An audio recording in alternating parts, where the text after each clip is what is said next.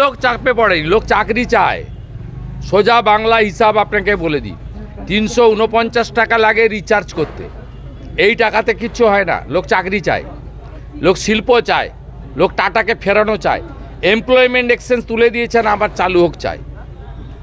আর উনার এসব ধাপ্পাবাজি লোক জানে। 2013 সালে যুবক যুবতীরা 17 লক্ষ ফর্ম ফিল আপ করেছিল।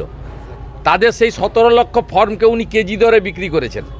উনি পারবেন তো এপ্রিল মাসে দিতে? উনি জানেন ভোট ঘোষণা হবে, দিতে হবে না। অনলাইন করেননি কেন? এসআইআরে নাকি লাইনে দাঁড়ানোর জন্য আপনার লোকেরা তো নাম ভুল করেছে। আপনি নিয়োগ করেছেন বিএলওদের, ইলেকশন কমিশনের লোক তো তারা নয়। আপনি বিএলও পাঠিয়েছেন আপনার সরকারি কর্মচারীরা, তারা আমাদের নামের বানান ভুল, পদবীর বানান ভুল করেছে। তারপরে লোককে বাধ্য করিয়েছে লাইনে দাঁড়াতে, এসআইআরের লাইনে। আর এখন আপনি পশ্চিমবাংলার লক্ষ লক্ষ যুবক যুবতীকে লাইনে দাঁড় করাচ্ছেন কেন? আপনি তো অনলাইন করে দিতে পারতেন। এখন তো সব অনলাইনে হয়।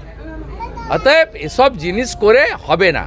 মমতা ব্যানার্জির সরকার হচ্ছে মুসলিম লীগ 2।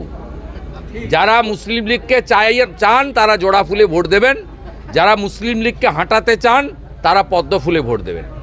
বিজেপি এলে বাবরের নাম আগে মোছা হবে।